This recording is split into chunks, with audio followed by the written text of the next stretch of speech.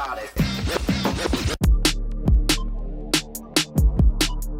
Our own mind has to be changed. We have to change our mind about ourselves. In what way? A knowledge of self.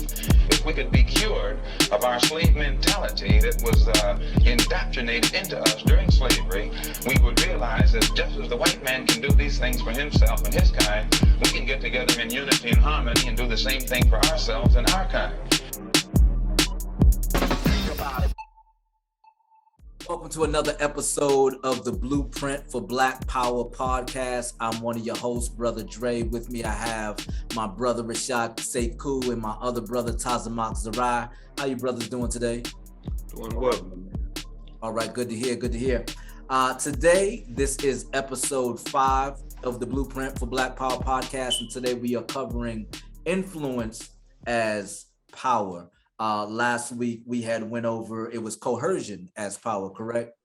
Yes. And we had talked about, so far we've talked about force and coercion as forms of power, means in which the European uses physical force to get people to do what they want them to do, or the implied use of force, or the threat of harm or danger or some sort of punishment and reward that they use in order to get people to comply to their wishes and so on and so forth. But today we're getting into something that's a lot more subtle. We're going to cover influence as a form of power and talk about one of the reasons why this just might be, in my opinion, one of the most dangerous ways of using power, because of the fact that it can be so subtle and hard to notice that this type of influence is being used on you. So it's definitely a good section to go over. There's a lot of meat. I know there's a lot of material that we want to touch on. We want to try to keep it within a nice time frame. So I'll jump right into it.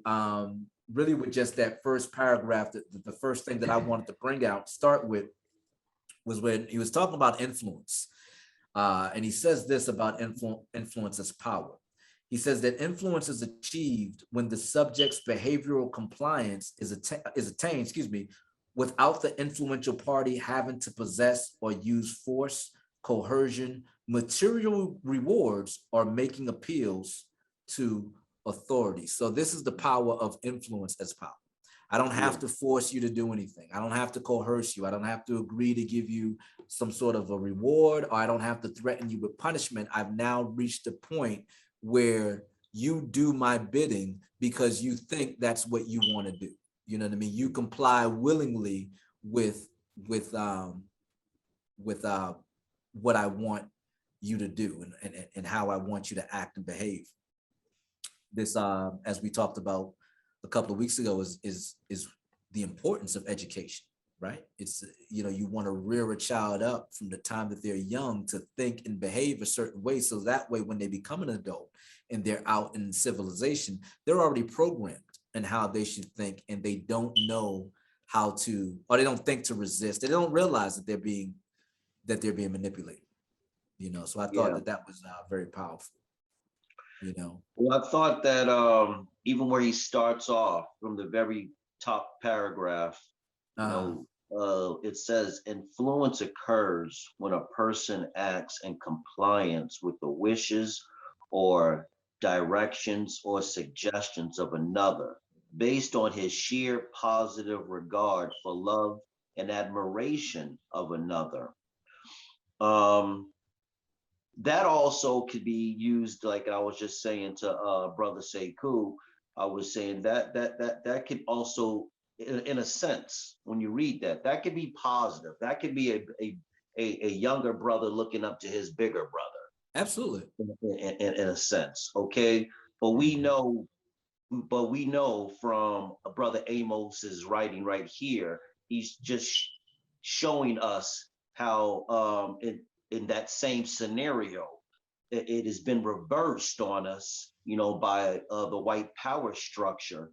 Back to what you were saying, Rapal, about the influence to achieve and to achieve that control of power over us without using any type of force, any type of coercion, and put us in a sense and put us in a sense to where, like it says in that very last sentence of this first paragraph, you know what I'm saying, where we're now conditioned of habit, of obedience, Mm, to where the white influence on us is so deep that all these things that they're doing to us, we just willingly accept it. You exactly, know, we even participate in it. exactly. It's all about that conditioning. And again, what you said too, what's potentially dangerous is it can be used in a very good way. You know what I mean? I like that example that you used as far as a younger brother looking up to a bigger brother. I mean, that's how we learn. We look up to people that Mhm. influence us. And this kind of ties into a little bit about what you were talking about, I think last week, Sekou, when we were talking about people being in positions of power. You know what I mean? We grow up in a society where we see Europeans in all of these positions of power, from being our teachers to our politicians, to our doctors, to our presidents, to our lawyers.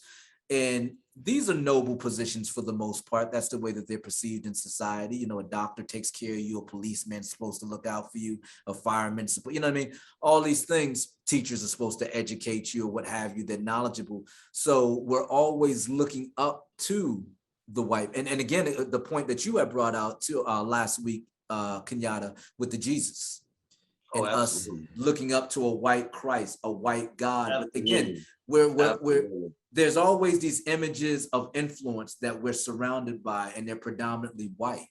You know, even in our Black neighborhoods, when we're going again to get educated or we're going to get health care, we're seeing faces that are predominantly white. So we're conditioned to just look up to them as people of influence from the time that we're babies. Well, they've influenced us. They've influenced us with the friendly character. They Mm, they they've mm, made us feel as though, you know, we're a friend. I mean, like even the part where it says right here, you know, based on his sheer positive regard for love and admiration of the all right. other. I mean, we've put in a position to where, you know, nah, they won't hurt me. They love us. They're my friend.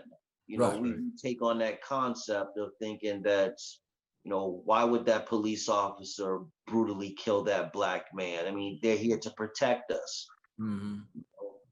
So people tend to shun from thinking anything negative, or what they would call negative about it, like he killed him on purpose. You know, so you tend to believe that, you know, since the news said it was an accident, then it was an accident. Because why would they do this to us? Exactly. It's crazy because, and I like this, the fact you said that, because we trust these positions. We trust Exactly. that you're gonna do what you're supposed to do while you're in this position. So be it if you're a police officer, we trust that you're gonna abide by the law and respect and protect the citizens, Absolutely. all citizens, you know what I mean, no matter what their race is. You know what I mean? If you're a politician, we trust that the politician is going to do the right thing. And when they come on television and they promise these things, we trust that, okay, they're gonna, you know, abide by their promises. And so Black folks go out and they vote and they do all these things, you know. But it also, to add to that, you know, what about when we're saying, you know, I love my country, I love America. Mm, Right then, yeah, you've accepted everything that comes with America. Back to when we were just talking about with the white Christ and exactly. down here, everything on Right. that same level. These are the influences that we have to believe, like, no, this is why we love this country, you know, and Exactly. we don't want to go anywhere else. Wow. Africa, man, please. Exactly. And that, when you think about it, is the importance of the Pledge Allegiance to the flag. From the time, Absolutely. once you're in kindergarten, they get you saluting that flag right away. When Absolutely. you're too young to know how to stand up to your teacher and be like, I'm not going to salute this flag, unless your parents have told you otherwise, which most parents haven't, you will Mhm. get up and you will salute that flag. And you do that, you know, all throughout high school. Absolutely. You know, school all the Absolutely. way up to high school, you're saluting the flag. So they teach you allegiance very early. And again, this is why it's so important for us to teach our children allegiance to their own nationality. Yes. I mean, we're not teaching our kids, like, you know, allegiance to Africa, allegiance to, you know, our own spiritual beliefs or whatever the case may be. But we need to have our own thing. Is essentially what I'm saying. Right. You can't build a nation without having your own philosophy, your own spiritual belief, your own culture. You're just going to be a copy of that nation if all you're doing is copying them. You know what I'm saying? Yes, very Once true. again, what you just said right there hits on that last part. Especially when you're talking about how they're conditioning our children from the very time that they start in school, you know what I mean? To where you have taught them at an early age for that last sentence, so they will comply and be obedient in regards of the others. So no matter how much your master is oppressing you, you've already been conditioned to be obedient Exactly. and accept what has happened Exactly. and not fight it. Don't go against it. You know what I'm saying? Exactly. Go against the grain. Yeah. But You was that's what gonna I make. I think uh, Rashad, you was gonna jump in there and say something. Yeah, but right along the same point that Sharif was making, you know, because Brother Amos says it's a social matter when we talk about influence. And again, the social starts when we're in school. Again, even if your parents told you that, it would be very difficult for that third grader to walk in there the very next day and amongst 26 other children not stand up. Even though his parents said, don't stand up. That is Now, so he may true. do it. She may still do it, Right. but they may not because of the social, like, I'm the only one not standing up. Now, we've all been to baseball games and football games with a professional high school. When they play the song and they want the silence for a few seconds, everyone stands up and takes their hat off. Again, who wants to be the adult sitting among a bunch of adults and you're not standing up? What is your problem against the country? Because that's what they're saying. Right. That's how they're taking. Right. So it's a social thing, like, okay, I don't even really want to stand up, but you know what? To save face and all that stuff, I'm gonna stand up and take off my hat too and stand here. Right. That is a form of persuasion known as social pressure. You know, that's actually a technique. You know what I mean? And again, a 4-year-old, 5-year-old, 6-year-old, they're like, they don't know how to combat that. Now, you're right. They may stay seated because of the fear that they have for their parents, and their dad or their mom told them, you better not stand up. And because of that fear, that might be enough to get some kids to stay seated. But for the most part, most kids can't endure that type of social pressure. You have this teacher that you look up to, more than likely some white lady that you're looking up to. Again, you got a classroom of students, everybody's standing up, and now you kind of feel uncomfortable. You feel like an outcast, and you may be too young to even understand why you're being seated. You're just being obedient to your parents. You know what I'm saying? But they use stuff like that, social influence, all the time. Again, standing up at a baseball game, or the one that always gets me is when people just hold hands and begin to pray. And it's like, wait a minute, you're assuming that everybody is a God-fearing Christian. Right. We just gonna all hold hands and pray. And it's like, wait a minute, you may have atheists, you may have Muslims, you may have people that are uncomfortable with that, even if they do have a spiritual belief. Yes. You know what I'm saying? But regardless of that, but think of where you're at now. You use the school, Rashad. You used over at a particular sports arena. You know, where you're around so many people. But once again, you've put yourself. You're in their atmosphere, so they expect you to act like them. Yes. Right. Send your child to this school, then we expect you to have your child act like the children that are here. You go to the sports arena, then we expect you to be a part of what goes on here in this sports arena. That's how it works. That's right. That's right. And again, that's that subliminal training, even stuff with simple, like going to, like you're saying, a sporting event. You know what I mean? Where you don't even realize that there's a social persuasion going on there with the way that you behave. You know what I mean? The way that you dress, the way that you conduct yourself. You're kind of feeding in that energy that's taking place at that event itself. You know what I'm saying? It's why they can get you to spend $30 on hamburgers and fries at a sporting event that you normally would not do if you went anywhere else. You know what I mean? But because you're in that atmosphere and everybody else is doing, you go with the flow. You get caught up in that social influence and you say, this is what I expect to pay at a game. And now you're shelling out $30, $40 for burger and fries. Not even a drink. But you respect the person that comes to the game wearing a sport shirt of another team, okay, then you respect him more wearing his opposite team. Like you can't like, oh, why is he wearing that jersey? But you respect him more than the person that refuses to stand up and say the Pledge of Allegiance. Like you Absolutely. understand, this guy's rebelling. He shows his rebellion wearing his other sports arena T-shirt.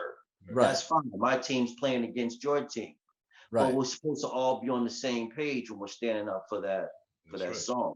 That's You know, Exactly. so both those two opposite people of teams, you know, fans of teams, they're both still highly against the person that says, well, I'm here to see a good game, but Right. I'm not here to salute or represent your flag. Nah. Exactly. Right. And both people would turn, and that goes into what the second paragraph talks about with that personal persuasion, because in the second paragraph, Amos talks about 3 types of persuasions.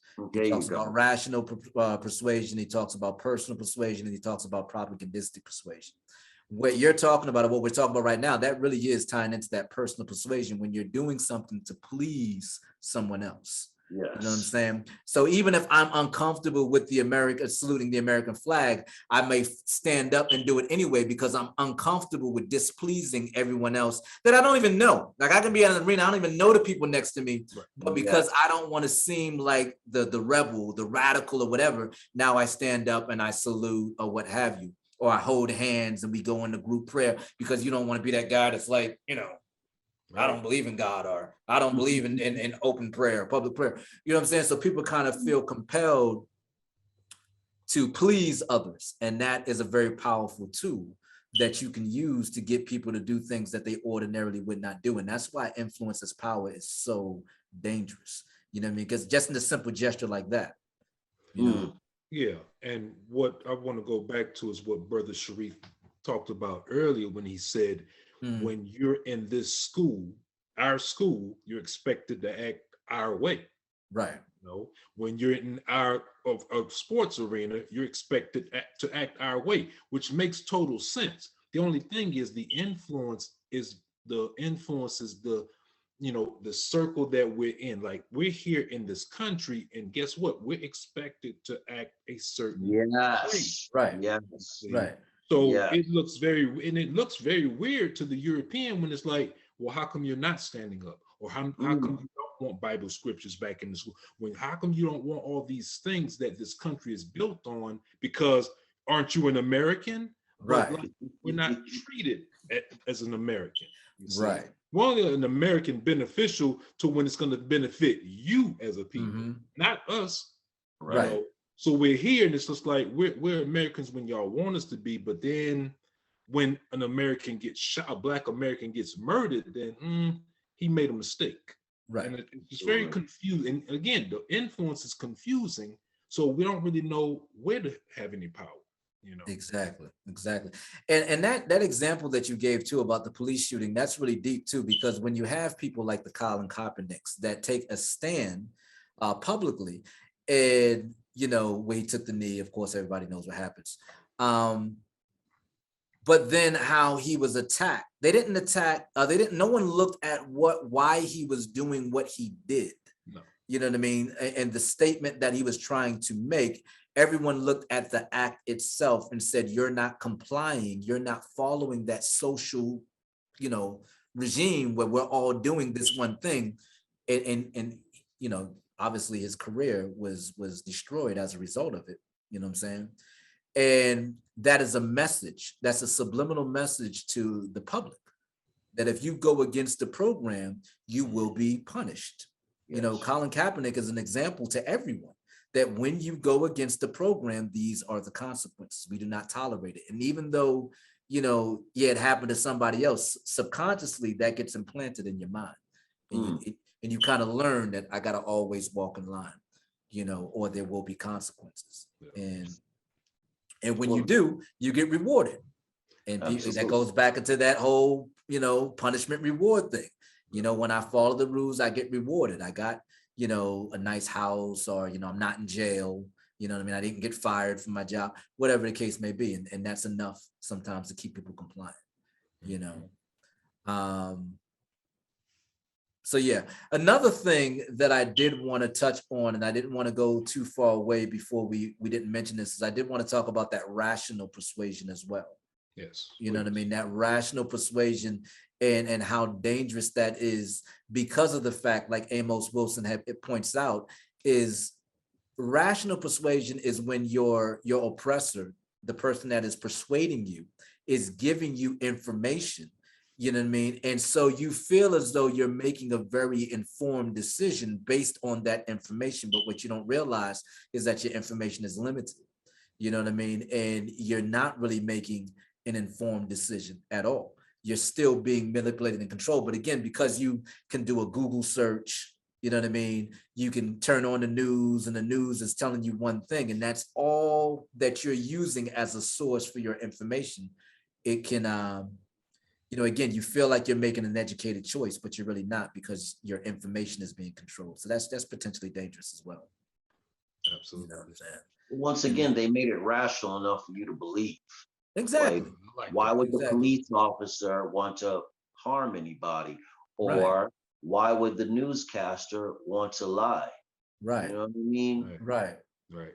Very true. So you taught me to rational with, you know, you have my best interest, so America's best interest. Right. I love, yes, yes. It's always we have your best interests at heart. And it's always we know what's best, better than you. Absolutely. Yes. You know what I mean? You don't know anything. Trust us. We know what's best for you. Yeah. Yeah. And again, people go with that because that goes back to that wanting to please, as we talk about. And also too, we've been conditioned ever since we were young. We've always seen them as the authorities.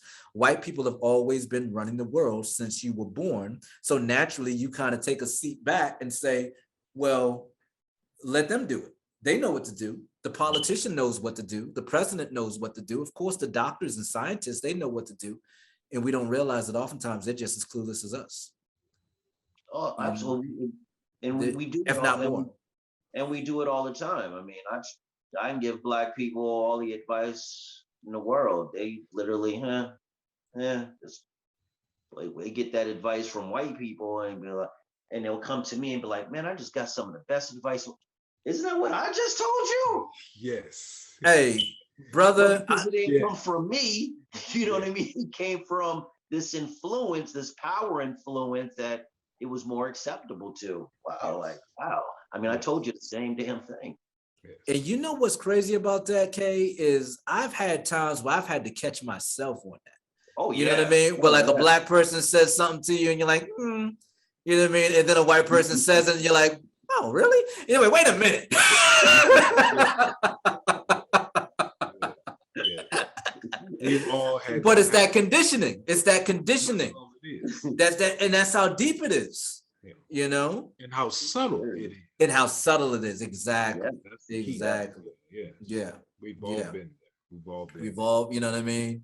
You know, we do it with the Black businesses. You go into a Black business, Same thing, yes. you're like, eh. Yeah. You know what I mean? Is that really $9? You know what I mean? But white, you go into Walmart and you're like, here, take my $9. Nobody Right. questions anything. You don't try to haggle with nobody like you do in the Black Not at stores. Like, come on, man, give me this for $7.50. Exactly. Right. Once again, like that Black owned store you're talking about. I mean, from the time you walk in there, you've already shunned doubt on it. Right. You know what I mean? Yeah. Where, right. but you walk into that white power structure owned business, automatically you assumed everything in here to be great, to work great, Right. have the great price. Mhm. You know, you just put them on a pedestal, man. Exactly. And that goes back into that perception because oftentimes too, the white people, they have more funding, you know what I mean? So they may set up a Walmart and everything's organized or what have you, versus when you go into somebody that doesn't have as much funding and financing, the shelves might be a little scarce or what. So you automatically begin to make judgments about the business itself. But again, it's that, you know what I'm saying? Like, oh, you guys aren't organized. You guys aren't really professional. I shouldn't, you know what I mean? I shouldn't respect you as a true business. And you know, that's how the Waltons started out. They started out small as a little store. You know what I mean? That's how things, you know what I'm saying? But anyways, that's that training. that we don't realize we're getting from a very young age, Yes, you know? very true. So, and again, it goes into that propagandistic, that kind of, that rational and propagandistic persuasion kind of tie in hand in hand. And the reason why I say that is because, again, a lot of this thinking, the way that we think, comes from the propaganda that we've been absorbing our entire lives. And because, you know, the stuff that you see, again, as we keep on talking about television, be it the news or even television shows that you grew up on, sitcoms and family shows and things like that, that you saw, that you always saw these white people in positions of power and influence, you carry that with you naturally into your adulthood. You understand? And so, again, you begin to make these decisions based off of the propaganda that you've been absorbing, and you think that you're making these decisions on your own. These are your own choices, when again, these are influences that have been programmed into you from a very young age. So he ties them in. He kind of like, he brings out rational persuasion, and then towards the end, he jumps into propagandistic persuasion and ties them in nicely, I thought, you know. But he also, he mentions a third. You know, he mentions a third, expertise, okay, which we discuss as a competent authority. You see what I'm saying? Right. Go on, you can finish breaking that part down. Well, I was going to break that down, but believe it or not, he is going to cover that in the next section, competent and legitimate authority as power. Okay. Where, right, he goes kind of deep into that, but just to touch on it, I don't know if you want to touch on it real quick, Sekou. Yeah, as a matter of fact, Brother Taz made a great point, because I wanted him to elaborate on that. I think we were talking about that earlier when he talked about the Black student getting yeah, and the author may have been Black as well that wrote the book. right. If you could expand on yes. Well, I was just mentioning how, you know, because some of these influences, like I could be a Black student, you could be a Black student, you have a Black professor, and the person that the author of the book that we're using in school could also be written by a Black author. However, that same professor or that same book writer, I mean, they've been influenced throughout their lifetime the same way they're pushing this influence on me. We've been structured, you know what I'm saying? We've all been structured to be taught a certain kind of way. And the white structure doesn't have to come and teach this to you. No.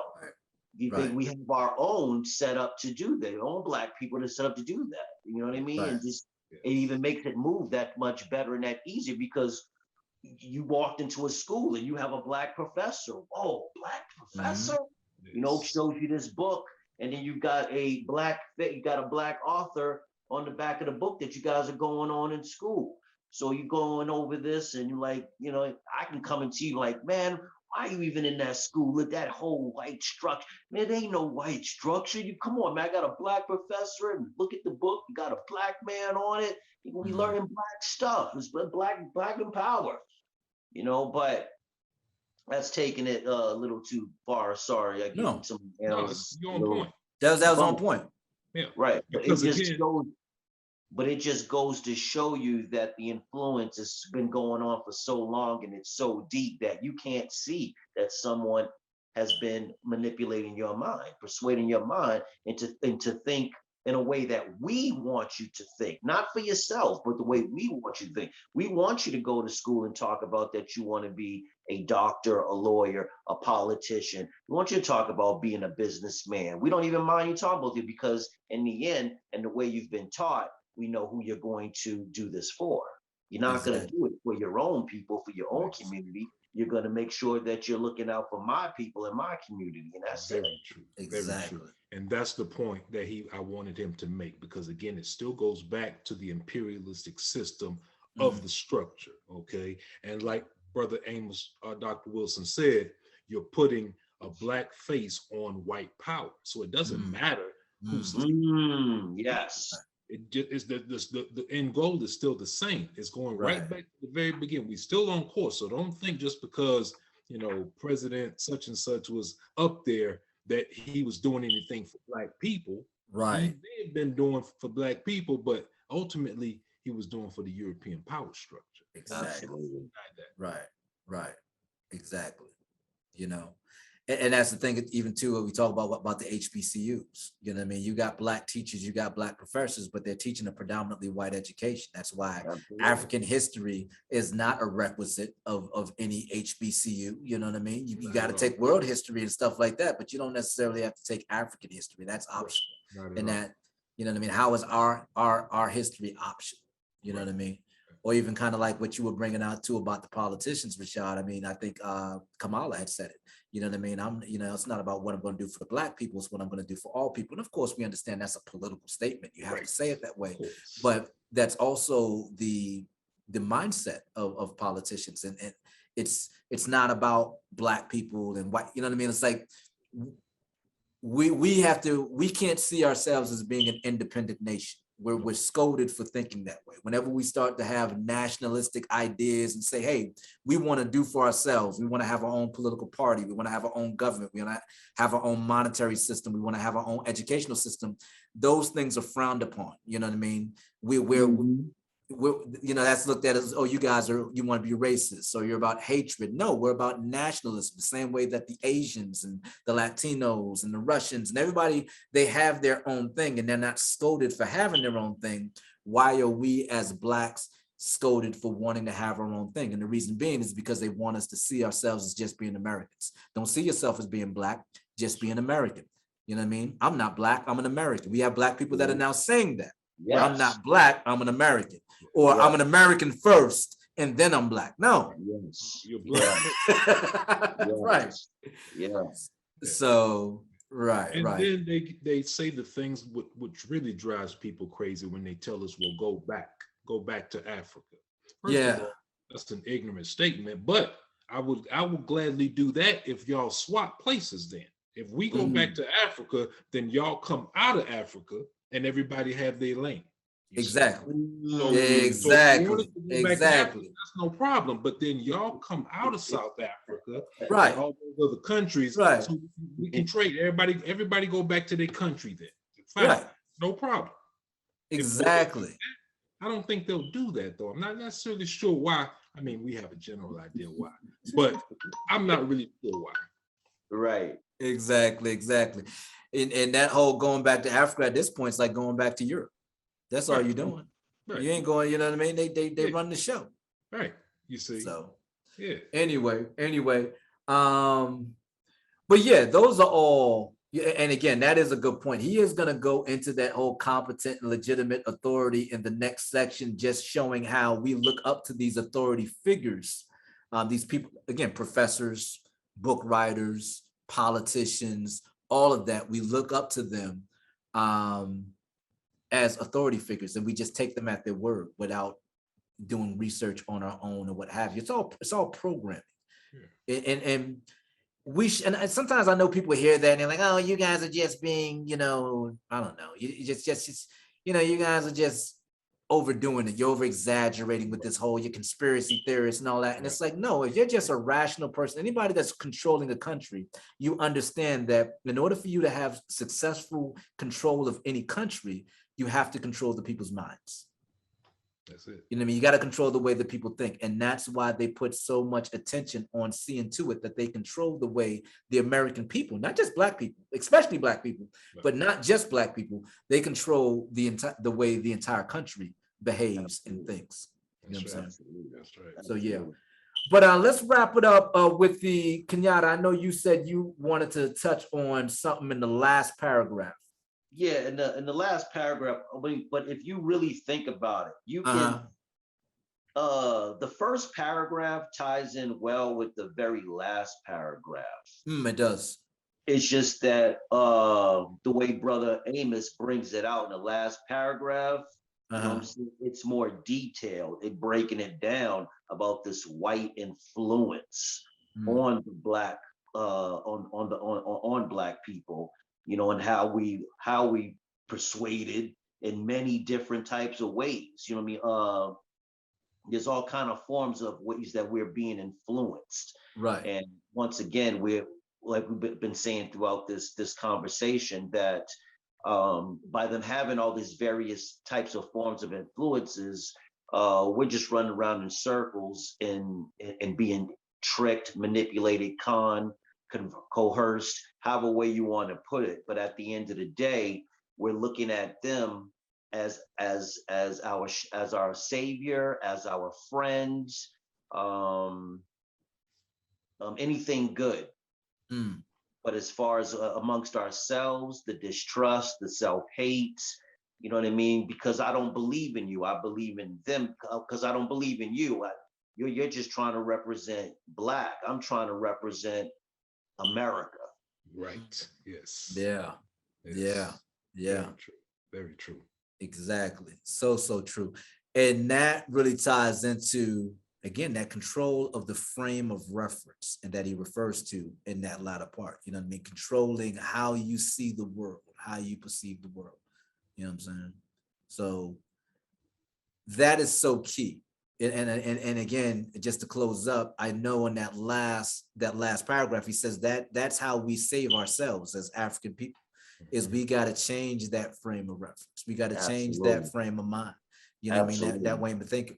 Change our purposes and our goals and our objectives. Again, that's another important part of education, is they inculcate in you from a very young age what your mission is. You're going to walk this path. You're going to get a career, you're going to get a job, you're going to become a worker, and it's all laid out for you from the time that you're young. So we have to change that frame of reference and make that a more, as he says, a more African-centric frame of reference, where we start to educate our children differently.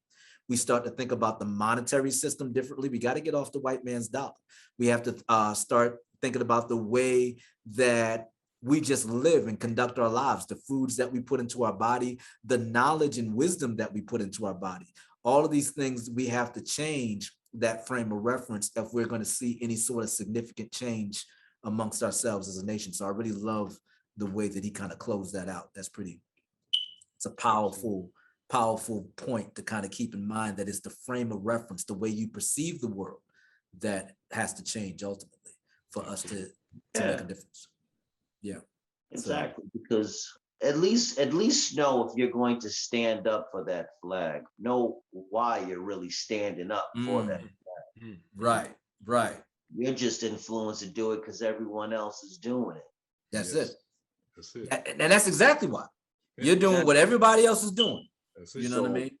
Once you learn to know thyself, then maybe it is something that you want to do. Maybe you do want to salute that flag, but you need to have that information yourself. Exactly. You need to be making that decision on your own.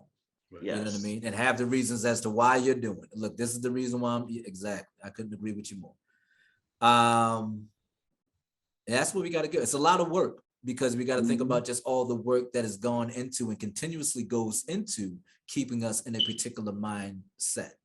So there's a lot of work that those men and women that are kind of coming out of that, you know, that means there's a lot of work for us to do in trying to shift, especially when we think of the young generation, trying to shift their minds so that, again, they're more African-centric and we're more nationalist and even socialist, I would even say, in some ways, because again, that capitalism that teaches us about individualism, and you know what I mean, we got to learn how to work together as a community, because there's power in numbers, and they understand that, and that's the reason why they want to keep us divided. We understand there's power in community. So I think that about wraps it up. Unless, brothers, did y'all have something that y'all wanted to bring out?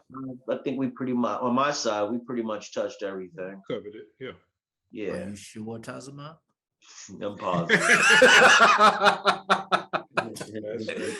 All righty. So we'll go ahead and wrap it up. I know next week we're jumping into competent and legitimate power. We're going to start to talk about, again, some of these ways that authority figures are used to influence us and the power that that they possess, you know, and again, getting us to do things that we normally would not do if we were not being influenced in this particular way. So that's going to be a good section. We look forward to you guys joining us for that section.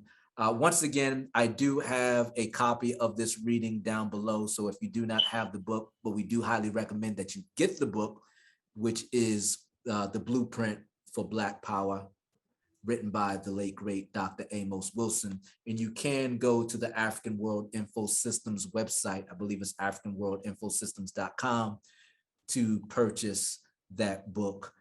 You will not regret it. There is a lot of information in there that we are getting through, but it's very beneficial information. So I highly recommend anybody that's interested in the podcast, definitely go out there and give this book a try. Because again, you will not regret it. There's a lot of information. But until next time, we look forward to seeing you guys next week. And love and peace. Peace. Happiness. Love and happiness. Al Green. Here we go. All right, y'all. Peace. Later.